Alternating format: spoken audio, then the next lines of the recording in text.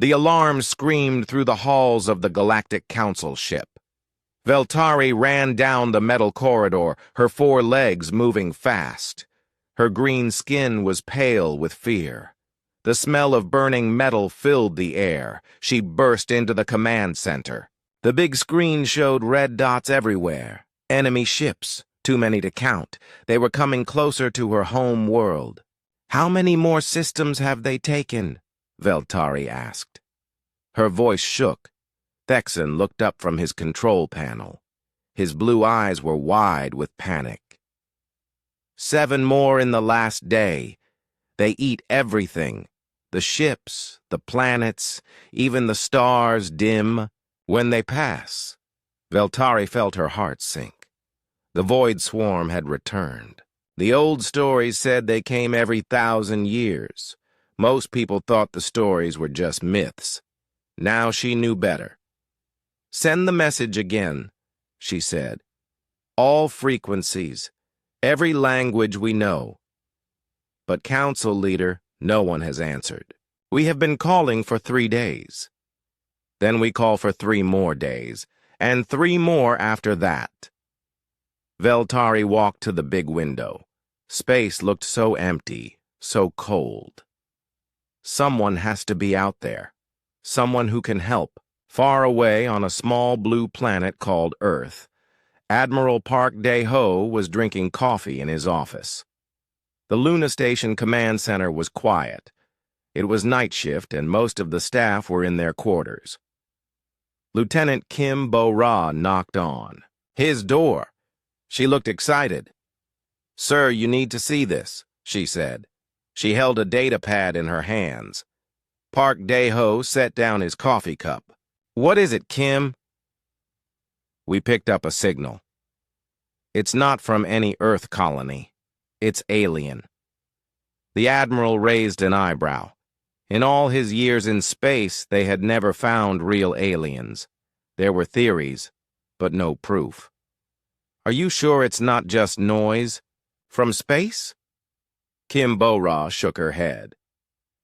"Lee Tae-min has been working on it all night. He says it's definitely a language, and sir, they sound scared." Park Dae-ho followed Kim Bo-ra to the communication room. Lee Tae-min sat at a desk covered with screens and wires. His eyes were red from lack of sleep. "Show me," the Admiral said. Lee Tae-min pressed a button. Strange sounds filled the room. It sounded like music, but sad music, like someone crying. "I ran it through every language program we have," Lee Tae-min said. "The computer found patterns. Basic math, pictures. They're trying to teach us their language." "What are they saying?" Lee Tae-min looked at his notes. "It's a distress call. They're asking for help. Something is attacking them, something they call the Ancient Destroyers." Park Dae-ho felt a chill. "Play it again." The sad alien voices filled the room again. Even without understanding the words, Park Dae-ho could hear the fear, the desperation. "They're offering something," Lee Tae-min continued. "All their knowledge, their technology, everything they have, they just want someone to help them." The Admiral was quiet for a long time. He had spent his whole life preparing for war. Earth had been building warships for 50 years, ever since they first went to space. Everyone knew that space was dangerous, but they had never found enemies out there. Now the enemies had found them. "Where are they?" he asked. 47 light. "Years away. The Kepler 442 system. That's a 2-week journey with our fastest ships." "Yes, sir. But, Admiral," Lee Tae-min looked worried. "There's something else. I've been listening to their transmissions. The attacks are getting worse. I don't think they have 2 weeks." Park Dae-ho walked to the window. Earth looked small and blue below the space station. So peaceful. His people were sleeping safely in their beds. They had no idea that somewhere in the dark others were dying. He thought about his daughter, Soo Young. She was only 10 years old. She wanted to be a pilot like him when she grew up. What kind of galaxy would she inherit, sir? Kimbo Ra asked. What are your orders? The Admiral turned around. Get me President Choi Min-ho on the secure line, and wake up Colonel Yi Su-jin. Tell her to prepare a briefing on our deep space capabilities. Are we going to help them? Lee Tae-min asked. Maybe, but first we need to know what we're getting into. An hour later, Park Dae-ho sat in a video call with the president and the top military leaders. President Choi Min-ho looked tired. It was the middle of the night in Seoul. How sure are we that this is real? The president asked. Colonel Yi Su-jin spoke from her office in the Pentagon. The signal is definitely artificial, and the location matches a star system we've been watching. Our deep space telescopes detected some unusual activity there last month. What kind of activity? Energy readings, big ones, like nuclear explosions but 1,000 times larger. Park Dae-ho leaned forward. Mr. President, these aliens are facing something that can destroy entire star systems. If it spreads, it could come here, the president finished. How ready are our fleets? The Fifth Fleet is fully operational, Colonel Yi Su-jin said. 847 ships, including the new dreadnoughts. Dreadnoughts? President Choi Min-ho looked surprised. I thought those were still being tested. The Inchin's Wrath finished trials last month. Captain Song Jae-wook says she's ready for action. Park Dae-ho had seen the Inchin's Wrath. It was the largest warship ever built by humans, armed with weapons that could crack planets. Earth's engineers had designed it for fighting aliens, even though they had never met any aliens. Now it seemed they would get to test it. What about civilian evacuations? The president asked. Already planned, Colonel Yi Su-jin said. If something comes toward Earth, we can move everyone to the Mars colonies within 6 months. The president was quiet for a long time. Park Dae-ho could see him thinking. The weight of the decision showed on his face.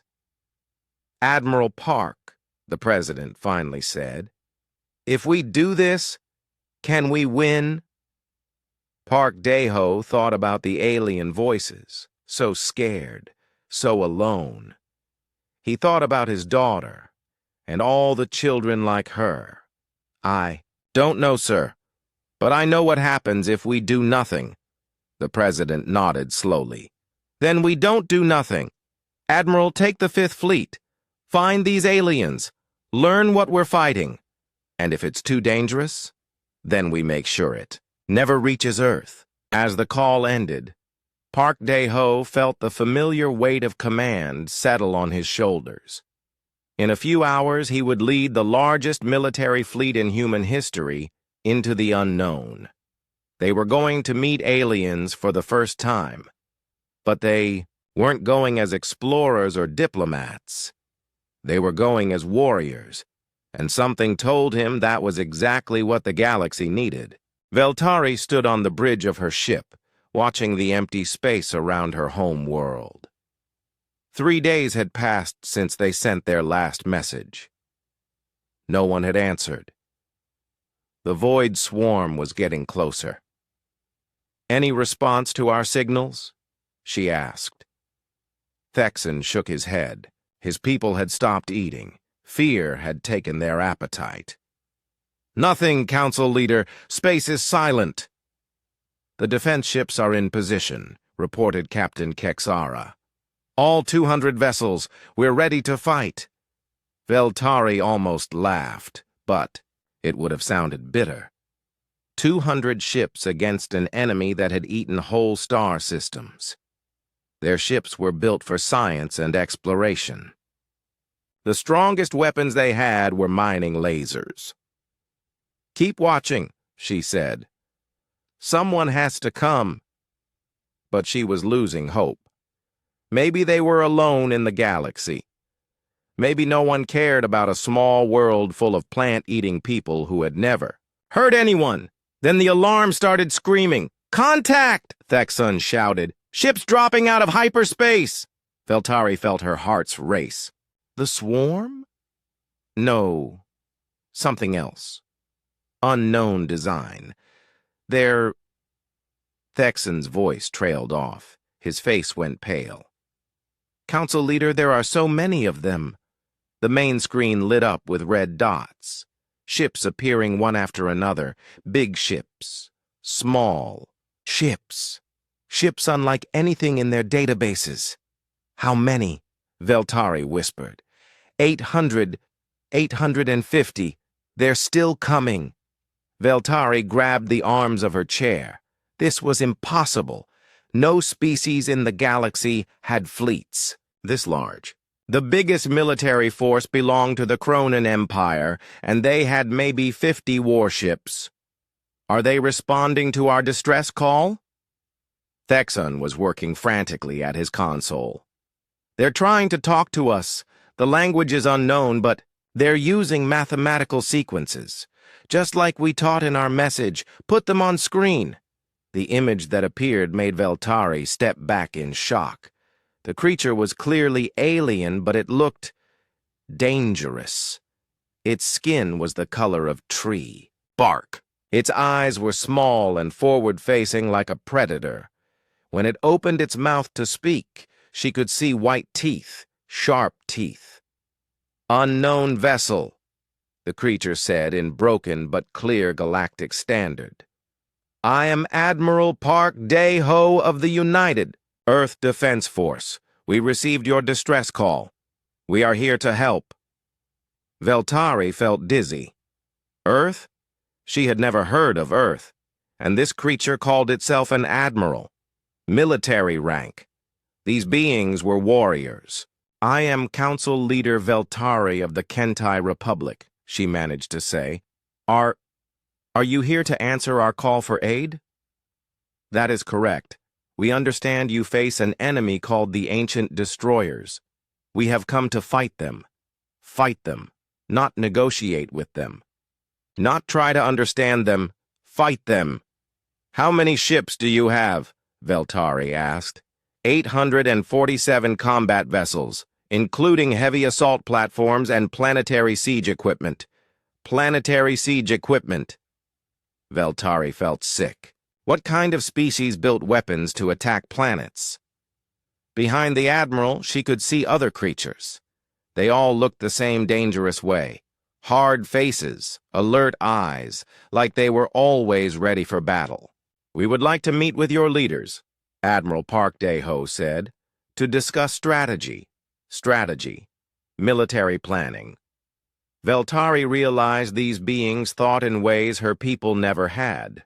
Her species solved problems by talking, by finding peaceful solutions. These creatures solved problems by fighting. "Of course," she said, "you may dock with our command ship." "Negative. For security reasons, the meeting will take place on our vessel. We will send a shuttle." Security reasons. They didn't trust her, even though she had asked for their help. An hour later, Veltari stood in the shuttle bay of a human warship. The room was huge and gray. Everything was made of metal. The air smelled like oil and electricity.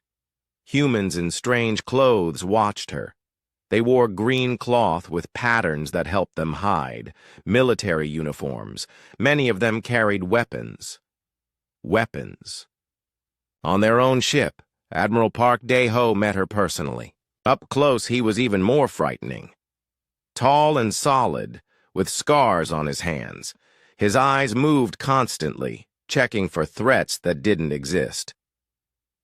"Welcome aboard the Soul's Pride," he said. "Captain Kim Bo-Ra will show you to the briefing room." Captain. Kim Bo-Ra was smaller than the Admiral, but just as dangerous looking. Female, Veltari thought, but still clearly a warrior. She moved like she was ready to fight at any moment. "This way, please," Kim Bo-Ra said. They walked through corridors lined with soldiers. Everyone they passed stared at Veltari, not with curiosity, but with the focused attention of predators studying prey, the briefing room was full of humans in uniforms. Each one represented death and violence. Colonel Yi Su-jin had cold eyes and spoke about enemy capabilities like she was discussing the weather.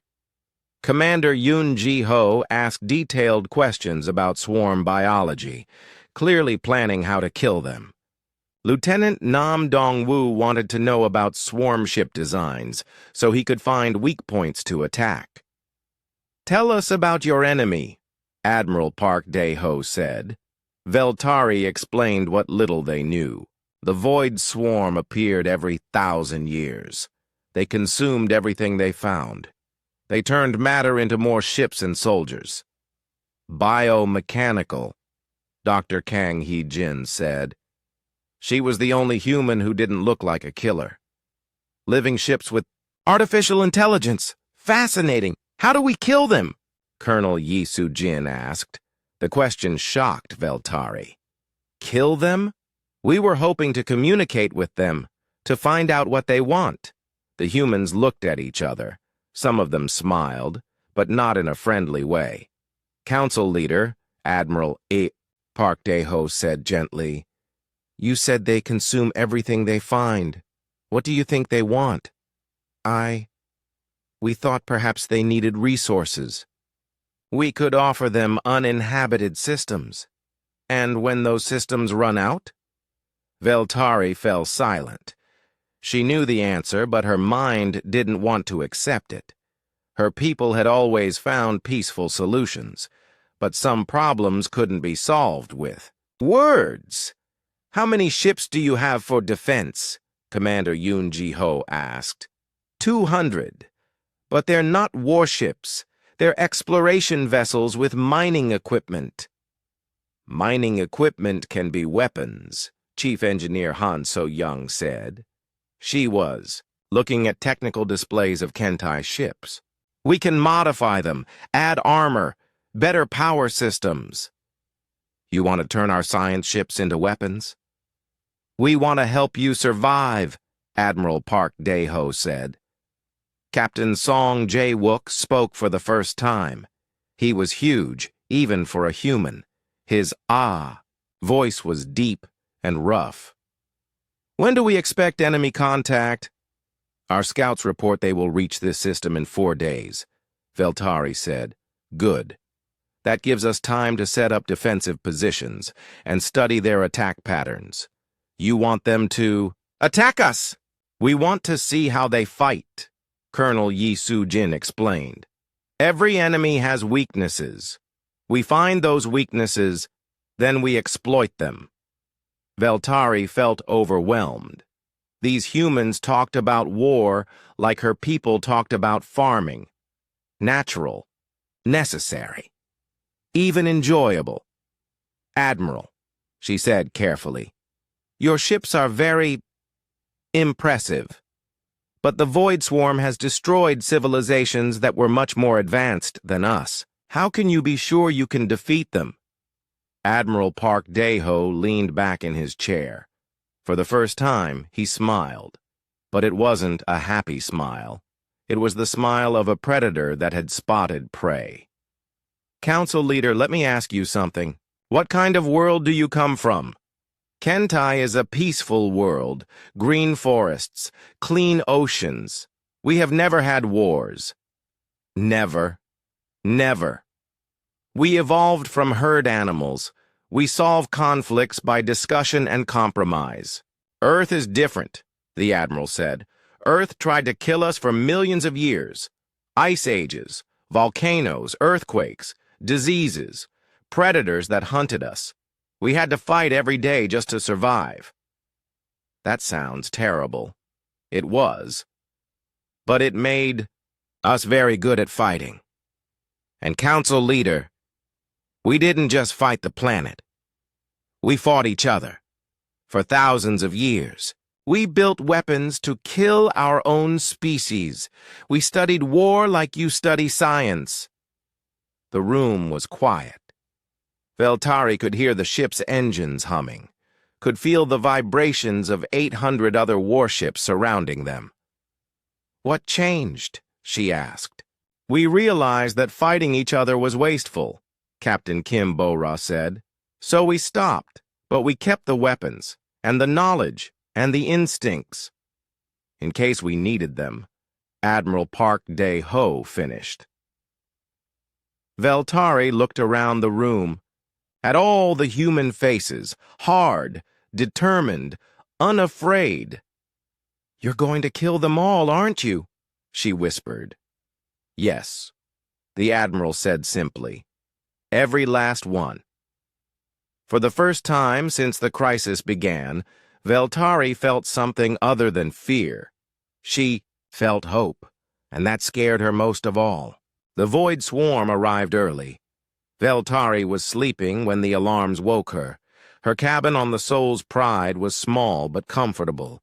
The humans had been kind to her in their strange, dangerous way, but she still felt like prey among predators, all. "Hands to battle stations," a voice announced over the ship's speakers.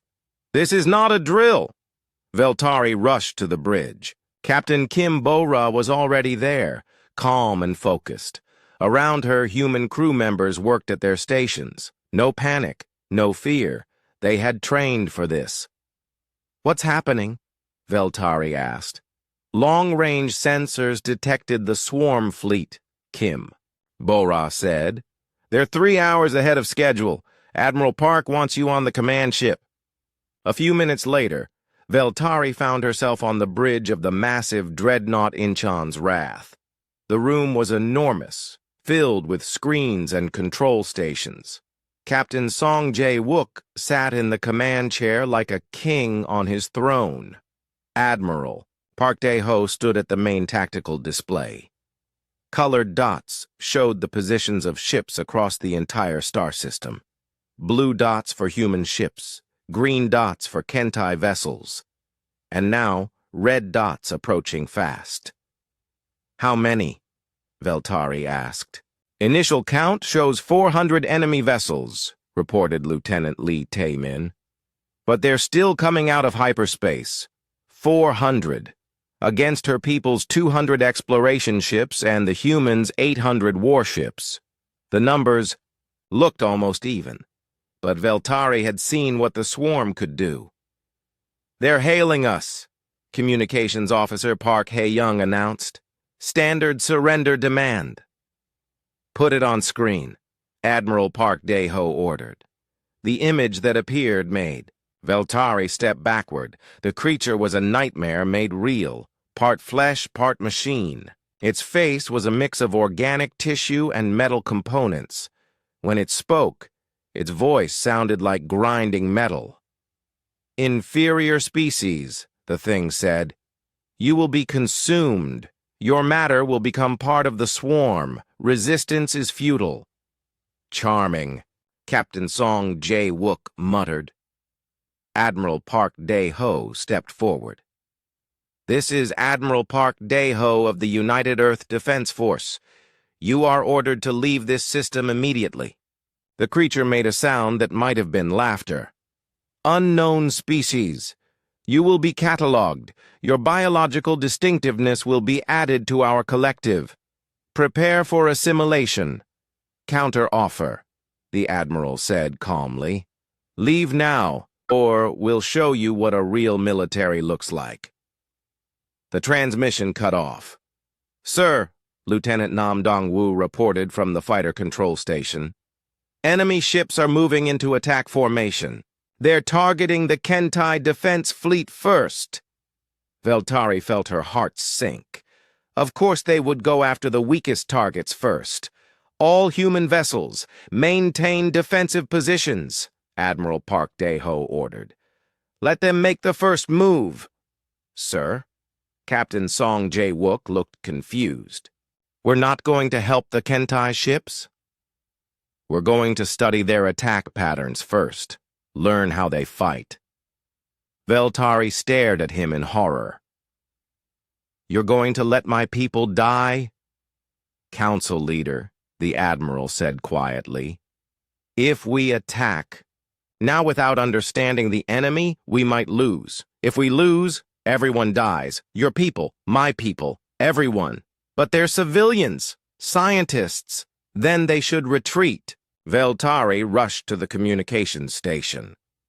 All Kentai vessels, withdraw to the inner system. Do not engage the enemy. But it was too late. The Void Swarm had reached the outer defensive line. The first Kentai ship to die was the research vessel, Peaceful Dawn. The swarm ships fired some kind of energy weapon that tore through the hull like paper. Then, something horrible happened. The wreckage began to move, to reshape itself. The swarm was turning the destroyed ship into one of their own. Fascinating, Dr. Kang Hyejin said, studying her instruments. They're using programmable matter. The weapon doesn't just destroy, it converts. Can we stop the conversion process? Admiral Park Daeho asked. Unknown. We'd need to capture some of their technology to study it. More Kentai ships died. Each time the wreckage was absorbed by the swarm.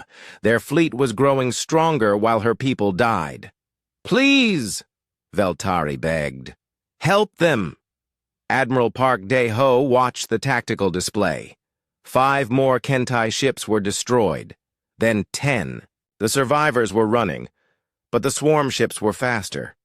Interesting, Colonel Yi Su-jin said. They're not very good at chasing moving targets. Their weapons are designed for stationary combat. Noted, the Admiral said. What else? Their ships stay in tight formation. Good for overwhelming firepower, bad for avoiding area effect weapons. Also noted. Commander Yoon, what do you see? Commander, Yoon Ji-ho was studying close-up images of swarm ships.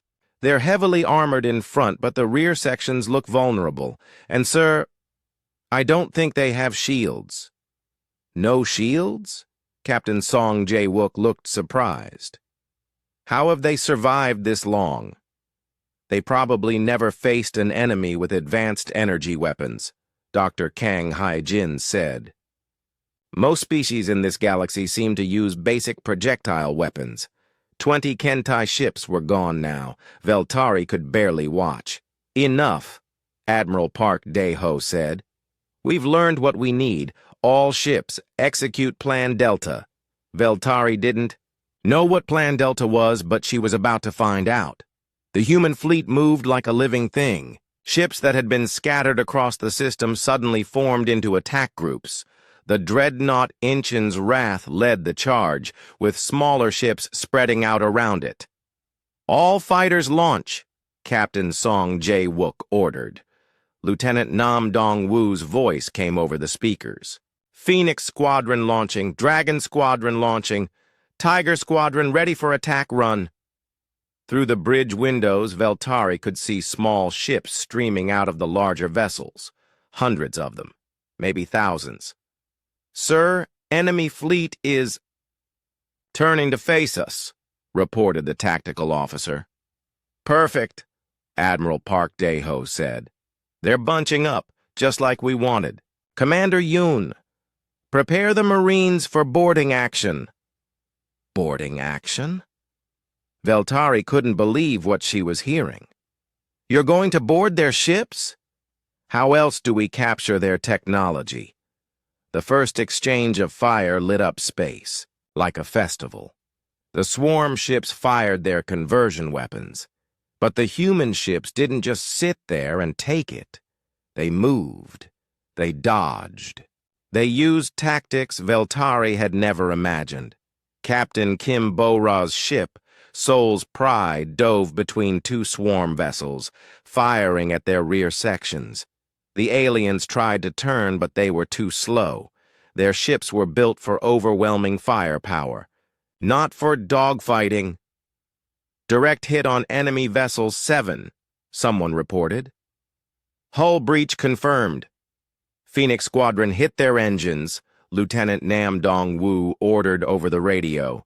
Tiger Squadron, target their weapons, the human fighters. moved like angry insects. They were too small and fast for the swarm weapons to track, and they were doing something Veltari had never seen before. They were ramming the enemy ships. "Did that fighter just crash into the swarm vessel on purpose?" she asked. "Standard ramming attack," Captain Song Jae-wook explained casually. "Sometimes it's more effective than weapons, but the pilot will eject before impact. Probably.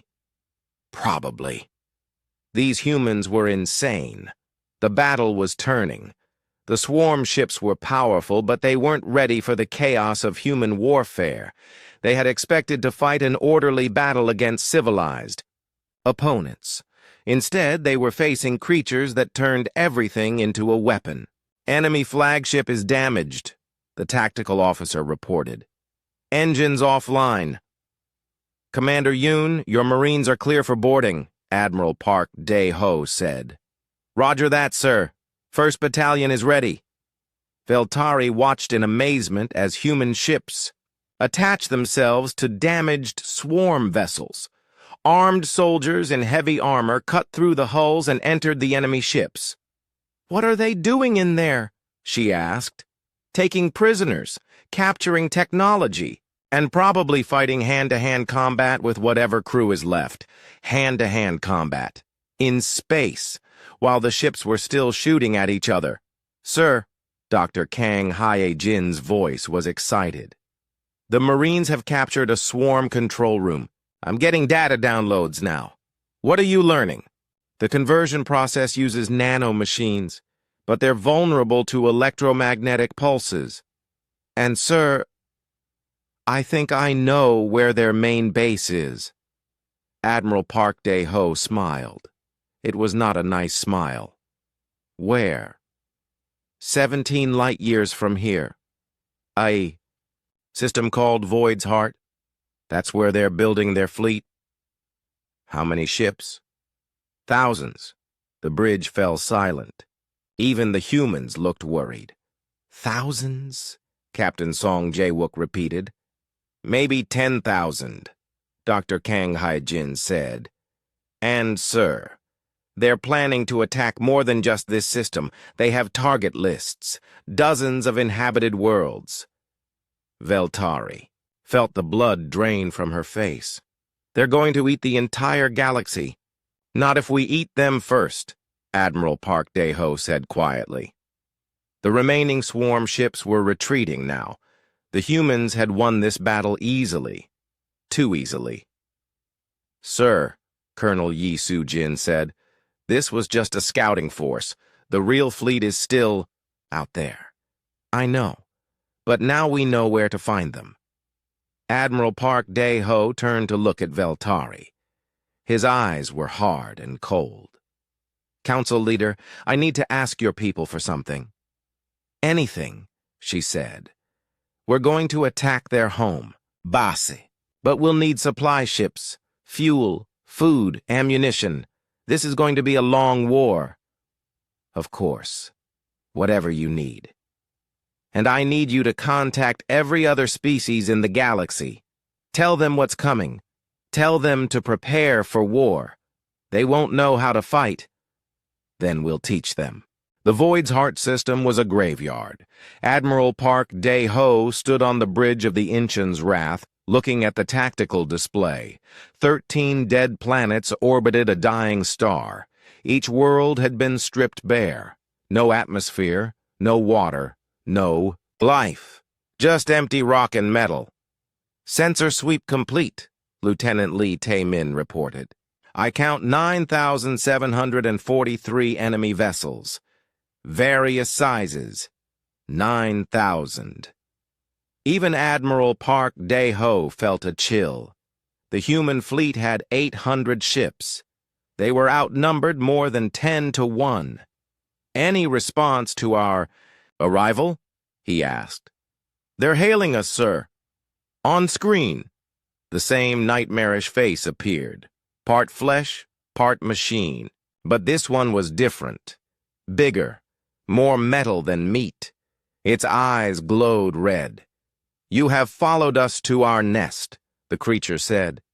Foolish. Here we are strong. Here you will be consumed. This is Admiral Park Dae-ho, he replied calmly. You are surrounded. Surrender now and we might let some of you live. The creature made that grinding laugh sound. You bring 800 ships against 10,000. Your mathematics are flawed. Our mathematics are fine. It's your understanding of warfare that's flawed. The transmission cut off. Veltari moved closer to the Admiral. Over the past weeks, she had learned to read human expressions. Admiral Park, Dae-ho looked calm, but she could see the tension in his jaw. Sir, she said quietly, those numbers, I know. He turned to Captain Song Jae-wook. Deploy the planet crackers. Planet crackers. Veltari had heard the humans mention these weapons before, but she thought they were just rumors. No civilized species would build weapons to destroy entire worlds, but humans weren't civilized. They were something much more dangerous. Sir, Captain Song Jae-wook hesitated. Are you sure? Those weapons have never been tested in actual combat. Then, it's time to test them. Chief Engineer Han So-young's voice came over the speakers. Planet cracker systems are online. Target selection? Admiral Park Dae-ho studied the tactical display. The dead planets were arranged in a rough circle around the star. The swarm had built massive space stations in orbit around each world. Manufacturing centers, shipyards, weapons platforms. Target the third planet, the one with the largest manufacturing complex. Roger that, sir. Charging main weapon. Veltari watched the displays in growing horror. Energy readings were climbing higher than anything she had ever seen. Whatever the humans were about to do, it was going to be terrible. Sir, Colonel Yi Soo-jin reported, enemy fleet is moving to intercept. They're forming a defensive line around the target planet. Let them come. Commander Yoon, prepare for assault landing. We're going to need prisoners. Yes, sir. Marines are ready. The swarm fleet approached in perfect formation. Thousands of biomechanical ships, all identical, all deadly. They had numbers and firepower. They should have been unstoppable, but they had never fought humans before. All ships, Admiral Park Dae-ho announced to the fleet. Execute Operation Deathblow. Veltari had no idea what Operation Deathblow was, but the name made her skin crawl. The human fleet scattered like an explosion. Ships that had been in neat military formation suddenly spread out in all directions. Some dove toward the planets. Others climbed away from the star. A few just disappeared. Where did they go? She asked. Stealth mode, Captain Song Jae-wook explained. Advanced camouflage systems. The enemy can't see them now. The swarm fleet looked confused. They had expected a traditional battle. Two fleets facing each other, trading fire until one side won. Instead, their enemy had vanished. Then the real attack began. Captain Kim Bo-ra's ship Soul's Pride materialized behind the swarm formation. She fired a spread of quantum torpedoes into their engines before vanishing again. 3 enemy ships exploded. Lieutenant Nam Dong-woo's fighter squadrons came screaming out of the star's radiation field. They had been hiding in the solar wind, invisible to sensors. His pilots flew through the swarm formation like ghosts, firing and disappearing. Sir, Dr. Kang Hye-jin announced, Planet Cracker is fully charged. Fire! What happened next would haunt Veltari's dreams forever. A beam of pure energy lanced out from the Incheon's wrath. It hit the third planet dead center. For a moment, nothing seemed to happen. Then the world began to crack, literally crack, like an egg. The planet split apart. Pieces flew in all directions. The swarm space stations around it were crushed by flying chunks of rock the size of moons.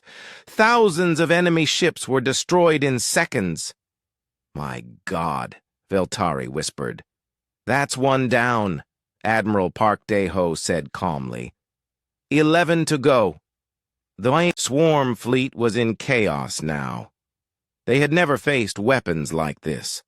Their perfect formation broke apart as ship captains tried to protect themselves. That was exactly what Admiral Park Dae-ho had been waiting for. "All ships, Phase 2. Target their command vessel." The swarm flagship was enormous, 10 times larger than any human ship. It hung in space like a metal mountain, protected by hundreds of smaller vessels. But humans had been fighting larger enemies for millions of years. Captain Song Jae-wook ordered a ramming attack. The Incheon's wrath accelerated directly toward the enemy flagship. The swarm ships tried to stop it, but the dreadnought's armor was too thick, too strong. At the last second, the Incheon's wrath fired every weapon it had directly into the flagships. "Hull!" The explosion lit up the entire system. "Hull breach!" someone shouted. "We're through their armor!" "Commander Yoon, your Marines are clear for boarding." "Copy that. We're going in." Veltari watched in amazement as human soldiers in powered armor jumped directly from their ship into space. No shuttles, no safety lines. They just leaped across the vacuum and crashed through the holes in the enemy hull. "What are they doing?" "Capturing the ship," Colonel Yi Soo-jin said. "We need their command codes." Inside the swarm flagship, Commander Yoon Ji-ho led her Marines through corridors that pulsed like living tissue. The ship was part machine, part creature. The walls bled when they shot them, but the Marines had trained for this. Earth's military had prepared for every kind of warfare, even fighting inside living spaceships. "Contact front," one of her soldiers shouted. The swarm crew was waiting for them. Creatures like the one they had seen on the screen. Part flesh, part machine. They fired energy weapons that could melt metal, but human armor was designed to survive on death worlds. A little heat wasn't going to stop them. The firefight was brief and brutal. Commander Yoon's troops used flamethrowers that burned at 3,000 degrees.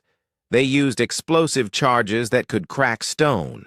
They used weapons the swarm had. Never imagined. "Command center secured," Commander Yoon reported over the radio. "We have prisoners." "Excellent. Dr. Kang, you're clear to begin interrogation." Dr. Kang Hye-jin was the only human on the ship who didn't look like a killer. But she was, perhaps, the most dangerous of all. Her job was to break minds. "Bring me the senior officer," she ordered. The creature they brought her was more machine than flesh. Its eyes glowed with artificial intelligence. It spoke in that grinding voice. "You cannot stop us. We are eternal. We are inevitable." "Maybe," Dr. Kang said calmly, "but you're not immortal." She attached neural interfaces to the creature's skull, human technology designed to read alien thoughts, to extract information from unwilling minds. The creature screamed. "Sir," Dr. Kang's voice came over the radio, "I have their fleet deployment data. And Admiral, there are more of them." "How many more?" 50,000 ships, spread across 12 systems. They're planning to attack the entire galactic spiral arm. Admiral Park Dae-ho felt cold. 50,000 ships, even with Earth's entire fleet. They couldn't fight that many enemies. Unless... "Dr. Kang, do they have a central command?" "Yes, sir. A master control ship called the Prime Nexus. It coordinates all swarm operations across the galaxy." "Where is it?" "The core systems, near the galactic center." Admiral Park Dae-ho smiled. For the first time in hours, he smiled. "Captain Song, prepare the Nova bombs." Nova bombs. Veltari had never heard of these weapons, but she could guess what. They did. If planet crackers could destroy worlds, Nova bombs could probably destroy stars. Sir, Captain Song Jae-wook looked worried. Those weapons are theoretical. We've never tested them. We've never had 50,000 enemies before either. The battle for Void's heart continued for 3 more days. The humans systematically destroyed every swarm facility in the system. They captured thousands of prisoners. They stole technology and learned secrets. But most importantly, they learned where the real enemy was hiding. All ships, prepare for hyperspace jump. Admiral, Park Dae-ho ordered. Set course for the galactic core. Sir? Colonel Yi Soo-jin asked. What about the other swarm fleets? The 50,000 ships? They won't matter once we cut off their head. As the human fleet prepared to leave, Veltari stood beside Admiral Park Dae-ho on the bridge. Below them, the Void's heart system burned. 12 dead planets had become a debris field. The swarm's greatest stronghold was now a graveyard. Admiral, she said quietly, what you did here, destroying an entire star system, is this what war means to humans? Admiral Park Dae-ho was quiet for a long moment. When he spoke, his voice was sad. No, Council Leader, this is what mercy looks like when your enemies show none. Mercy? We could have destroyed their star, turned it into a black hole, killed everything in 50 light years. Instead, we just eliminated a military target. Veltari stared at him. You call this mercy? The galactic core was beautiful and terrible. Ancient stars burned in colors Veltari had never seen. Gas clouds stretched for light years, painting space in brilliant reds and golds. At the center, a massive black hole devoured everything that came too close, and floating near that black hole like a metal moon was the prime nexus. Size estimate? Admiral Park Dae-ho asked. 2,000 kilometers across, Lieutenant Lee Tae-min reported. Mass equivalent to a small planet. It's huge, sir. The prime nexus was the largest artificial structure Veltari had ever seen. It dwarfed entire space stations. Thousands of smaller ships orbited around it like insects around a hive. Energy readings are off the charts, Dr. Kang Hyejin announced. It's drawing power directly from the black hole. Of course it is, Admiral, Park Dae-ho muttered. Can we destroy it? Not with conventional weapons. The hull is too thick. But, sir, Dr. Kang hesitated. The Nova bombs might work. Nova bombs. Weapons that could make stars explode. Veltari still couldn't believe humans had built such things. How many would we need? All of them. And we'd have to deliver them directly, to the core of the structure. That means a suicide mission. The bridge fell silent. Even these fearless humans understood what that meant. Sir, Captain Song Jae-wook said slowly, the Inchen's wrath could make that run, but we wouldn't come back. Admiral Park Dae-ho nodded. I know. There has to be another way, Veltari said desperately. Some peaceful solution. Everyone turned to look at her. Some of the humans smiled sadly. Council Leader, Admiral Park Dae-ho said gently, we tried peaceful solutions. Remember? She did remember. The distress call her people had sent, begging for help, offering everything they had in exchange for aid.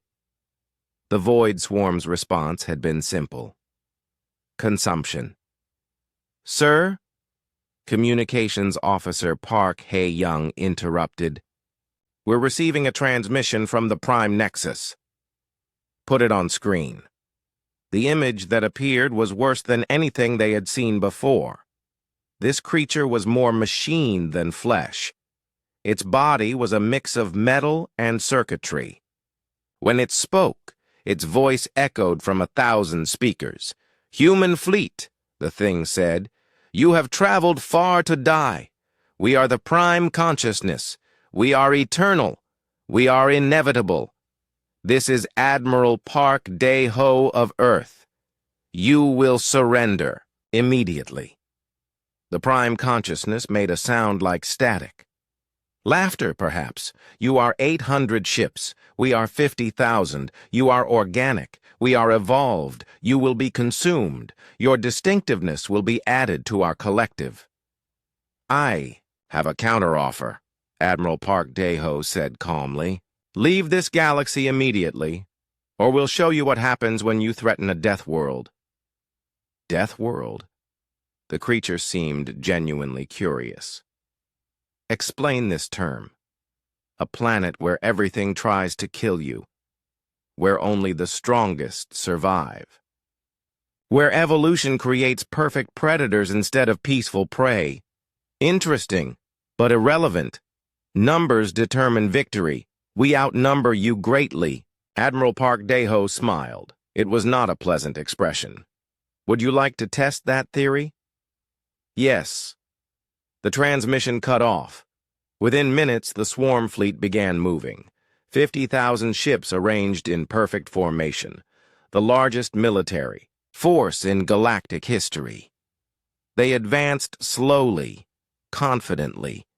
They had never lost a battle. They saw no reason why this would be different. "All ships," Admiral Park Day-Ho announced to his fleet, "execute Operation Omega." Veltari had learned to fear human military operations. They always had simple names that hid complex horrors. The human fleet scattered again, but this time they didn't spread out to fight.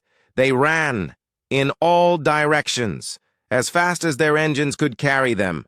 "Are we retreating?" Veltari asked in confusion. "No," Captain Song Jae-wook said. "We're taking positions." "For what?" "The Nova bombs." Veltari watched the tactical display in growing horror. The human ships were surrounding the entire galactic core, all 50,000 swarm vessels, the prime nexus, even some nearby star systems. "Admiral," she whispered, "what are you planning?" "Total elimination." "But the collateral damage. You could destroy hundreds of star systems. Better than letting the swarm escape to threaten the rest of the galaxy." Dr. Kang Hee-jin's voice came over the speakers. "All Nova bombs are in position. Synchronized detonation in 60 seconds. 60 seconds until they destroyed the heart of the galaxy." "Wait!" Veltari said desperately. "Please, there must be another way."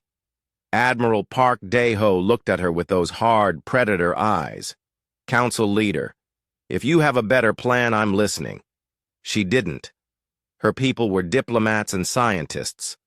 They solved problems by talking and thinking. But some problems couldn't be solved with words. 30 seconds, Dr. Kang announced. The swarm fleet was still advancing. They had no idea what was about to happen. Their formation was perfect. Disciplined, unstoppable. 20 seconds. Veltari closed her eyes. She couldn't watch the destruction of half the galaxy. 10 seconds. Wait, a new voice said. It was the prime consciousness speaking over the emergency frequencies. We wish to negotiate. Too late, Admiral Park Day-Ho said. 5 seconds. We surrender, the creature screamed. We surrender completely. 0. The galaxy lit up like a second sun. When the light faded, the galactic core was gone. The prime nexus, the swarm fleet, dozens of star systems, all reduced to expanding clouds of superheated gas. The war was over. Sir, Lieutenant Lee Taemin reported, his voice shaking, all enemy signatures have been eliminated. The void swarm is extinct. Admiral Park Day-Ho nodded calmly. Good. Signal the fleet. All ships return to formation. What now? Veltari asked. Now we go home, and we help the galaxy rebuild. 3 months later, Veltari stood in the new Galactic Council chambers on Earth. The building was made of glass and steel, beautiful but functional, very human. The emergency session was in progress. Representatives from 200 species had come to Earth. Some to thank the humans, others to express their fear. President Choi Min-ho stood at the podium. He looked tired but determined. "The Void Swarm is gone," he announced. "The immediate threat to galactic civilization has been eliminated. Now we must decide what comes next." Ambassador Thexan of the Cronin Empire raised his hand. "With respect, President Choi, humanity has demonstrated military capabilities far beyond anything we imagined. Some of us are concerned." Concerned about what? About who will protect us from our protectors. The chamber fell silent. It was the question everyone was thinking. President Choi smiled sadly. "Ambassador, I understand your fear. My people have the same fear about each other. That's why we built laws, governments, systems of control. You propose to govern the galaxy? No, we propose to protect it. There's a difference. Dr. Kang Hye-jin, now Earth's first xenological ambassador, stepped forward. We've established the Human Protectorate. Our military will defend any species that requests protection, but we won't interfere in your internal affairs." "And if we don't want your protection?" asked Representative Veltari. "Then you don't get it," Admiral Park Dae-ho said simply. He was now Supreme Commander of Galactic Defense. "We're not conquerors. We're exterminators. We eliminate threats to civilized species. Nothing more." "What defines a threat?" asked the Altarian delegate. "Species that consume other species for expansion. Pirates who raid civilian targets. Warlords who enslave populations. The usual predators. The usual predators. As if galactic scale. Warfare was routine business." Captain Kim Bo-ra, now Director of Interspecies Relations, added, "We're also establishing training programs. Any species that wants to learn defensive warfare can attend our academies. You want to teach us to fight? We want to teach you to survive.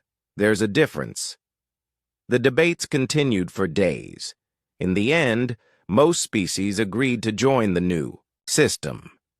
Not because they loved humans, but because they feared what might come out of the dark if humans weren't watching. Veltari found herself appointed as the first alien member of the Human Protectorate Council. It was an honor she wasn't sure she wanted. Late one evening, she stood with Admiral Park Dae-ho on the observation deck of the new Luna Defense Station.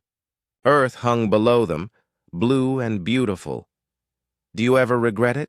she asked. "Destroying the galactic core?"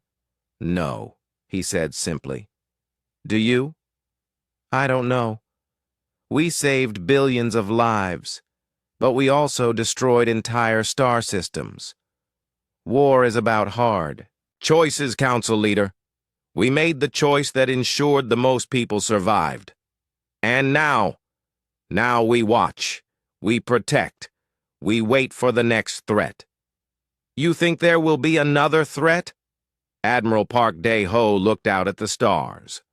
So many worlds, so many possibilities, so many things that could go wrong.